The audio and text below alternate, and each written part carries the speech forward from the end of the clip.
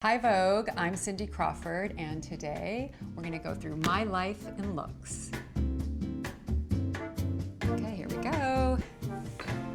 This was actually my publicity headshot for when I did House of Style. You know, it's funny, when I started doing House of Style, no stylist. I think the very first time we shot, I brought my own Azadine dress and my own leather jacket, which this was my leather jacket, obviously paired with a white t-shirt here. I mean, so classic. A white t-shirt and a leather jacket and big hair. See, we're starting off strong. Some of the greatest things about House of Style was just like the wacky situations, like showing Naomi Campbell putting on pimple cream and that, hey, supermodels get pimples too, you know, that kind of thing made it much more approachable. Vogue, this is not my first Vogue cover. I've been very fortunate, I've had a few. This is the new Vogue. Anna Wintour came to Vogue and she was all about like, what is the new Vogue? And I think this cover really kind of shows that. It's outside, it's not like one of those super close-up headshots that Avedon was famous for. The hair is up, and I do have to say, I don't do a lot of covers with my hair up. I feel like Cindy Crawford's always like, the hair's blowing, or it's big hair, whatever. I remember my first shoot for Vogue was with Wayne Mazer and Carlene Cerf. It was a swimsuit story in St. Bart's. From that shoot, I was invited to shoot with Avedon, and I went there and ended up getting the cover. And I remember it was like this pink suit. It was very happy. I was in Europe when it came out, and I was passing through the airport, and I stopped to buy, well, I bought 3. And I just so wanted the woman at the counter to look at the magazine and realize it was me. And she didn't, of course. And she was like, do you know you have 3 of the same magazines, honey? And that was it. Well, this is just, what do they call that, model off duty? That wasn't a thing, again. This was just me probably not being very chic. I have like a plastic shopping bag, my big bottle of Evian, and we lived in our 501s. I'm sure that jacket is Azadine, and that was one of the cool things about working with Azadine Alaïa was that you got to go down and get clothes. I mean, you pretty much got paid in clothes. And I always felt like my clothes end up in a little pile on the floor wherever I'm shooting. So I didn't wear like precious things. I mean, it might be Azadine, but it was a leather coat that I wore every day. It is funny that I do see pictures like this pop up on Instagram all the time or on Pinterest, you know, like as a style inspo, because again, like no one put this together other than like what I grabbed. So it's funny because it wasn't like styled in any way. I love this. This was my red Versace dress. It was for the Academy Awards. I was with my ex-husband. The red carpet thing was not such a big deal. I did not have a stylist. I had just been in Milan doing shows, and there was this dress in black that someone was wearing. You know, I just called Donatella or whoever and was like, could you guys make me this dress in red for the Oscars? And they did. The black shoes, it's funny because it seemed right at the time. They seem a little heavy to me now. But the thing that was really sexy about this dress was the slit in the back. It came nearly like it came up very high. You have to be very careful in this dress. A few years ago, Anna Wintour asked for this dress for an auction that Vogue was doing. I still had it, and I put it up for auction, and I should have bought it back. I regret that I didn't. Someone has this dress now. I'm not that I would wear it again, but I think I miss it a little bit.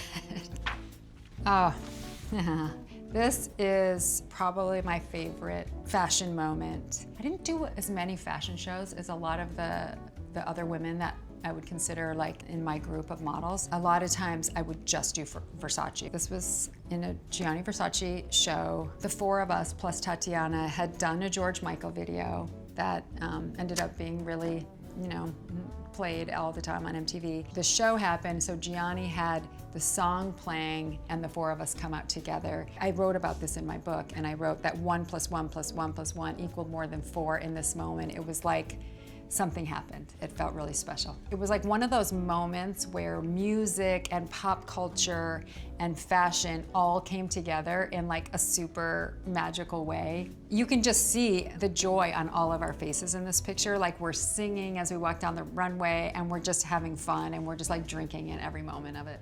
Oh, I love this shoot. This shoot is also Vogue, surprise, surprise. Helmut Newton in Monte Carlo. I loved working with Helmut. I mean, definitely Helmut had a style, and you kind of knew what you were signing up for when you worked with Helmut Newton. He had a sense of humor about his photographs, you know, even some of the more sexualized ones. Like, for instance, I would always say, Helmut, I'm never putting a saddle on, don't even ask me. He would like tell you a story as you were doing this picture, and I remember the story for this picture, which was he was like, you know, you were married to a very rich man and he died, you know, so it's kind of like this widow, but you had a young lover.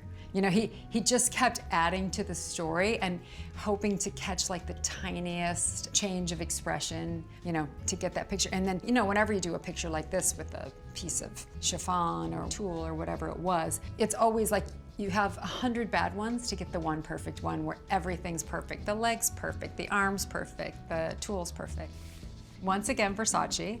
This was the VMAs, the MTV Awards, but this was when Versace did their, you know, famous bondage collection. I mean, what more can you say? It's amazing. What is interesting is I just glanced down and I saw the heels were probably 3 inches. And that was considered high at the time. I mean, we did not have to wear those insanely like 5-inch heels until much later. I thought that was a high heel at the time. And when you think back, that's like your work pump now. Working with Gianni and Donatella was just always like, it was family. I mean, they were family and they made you feel part of the family, and it was always so much fun. And Gianni really celebrated the model in a new way, I think. Like, he also was partly responsible for what, like, the rise of the supermodel. It's funny because Kaya, for her 18th birthday, she asked them to make her a new version of this dress. Hers was shorter, but it's just funny that even for her, you know, and I think this was, you know, 30 years later,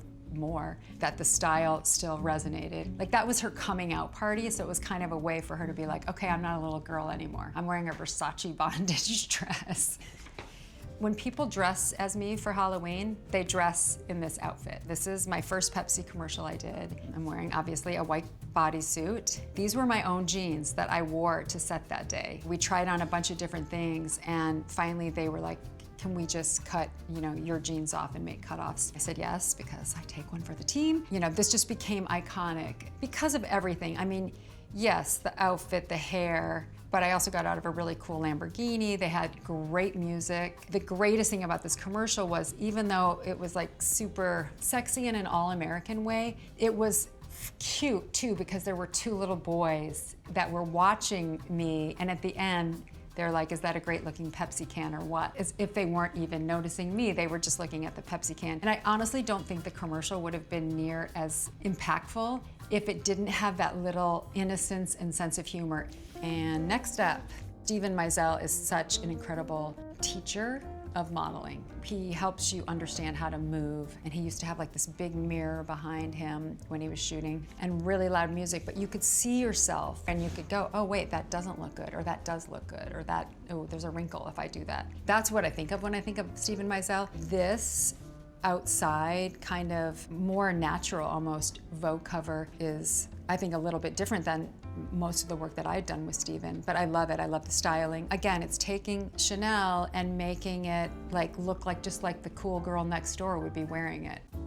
Oh my goodness. Okay, so even though I'm not an actress, I did a movie called Fair Game with Billy Baldwin. I played a lawyer, which was a bit of a stretch. Actually, I got annoyed. One critique of me said as if she could be a lawyer, and I thought that was so offensive because I thought I could have been a lawyer. I just, you know, I was valedictorian. I did go to chemical engineering, you know, school at Northwestern, but ended up, you know, getting into modeling. But it was kind of, let's say, a little bit far-fetched. That is not me acting. That is actually me in actual terror as things are exploding behind me. I was outside of my comfort zone every single day. I learned a lot on that film, and it was fun, and I have made like lifelong friends, but it just wasn't my thing. Okay, so this was 2018, Heavenly Bodies, Met Ball. It's funny because part of me was like, well, maybe I should go, I don't know, like try something different. I think, look, I love this dress. I felt great in this dress. It moved, it was comfortable. Again, Versace just fits me. I do sometimes feel like, oh, maybe I should be a little more of a risk taker with fashion. Like in this one, I could be at the Oscars, I could be anywhere. And I think sometimes I think, oh, maybe I should have, I don't know, put wings on or whatever. It was Heavenly Bodies. I don't know, but I love the dress. What's interesting about the Met Ball is sometimes someone will get invited, but they won't get invited with a +1.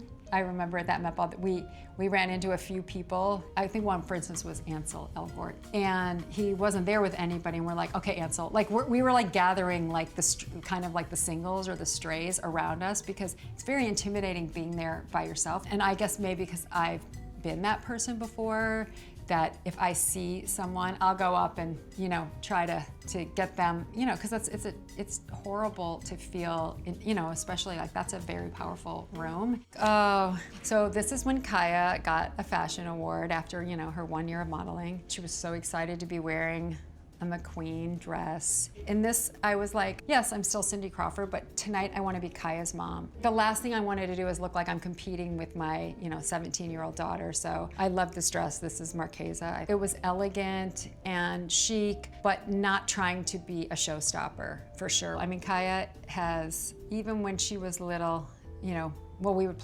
she would always want to play dress up, and we'd go in my closet and she'd pick, you know, some like Dolce dress or some thing, and I would pin it on her, and then I would do crazy hair and makeup, and then we would do like a photo shoot, and she would do it with her friends too, so it was really fun. So she definitely, it wasn't totally surprising to me that she wanted to get into modeling. I'm proud of Kaya just for who she is. I mean, modeling is just one small aspect of who she is. The best advice I give both my kids, not only about modeling, show up on time, be prepared, and stay off your phone. It's so easy now just to like sit there and scroll Instagram while you're getting your hair done or your makeup done. But I think those relationships that I made in the makeup chair or backstage or whatever, those added so much to my life. Thank you so much, Vogue, for letting me reminisce about my life and looks, and thanks all of you for watching.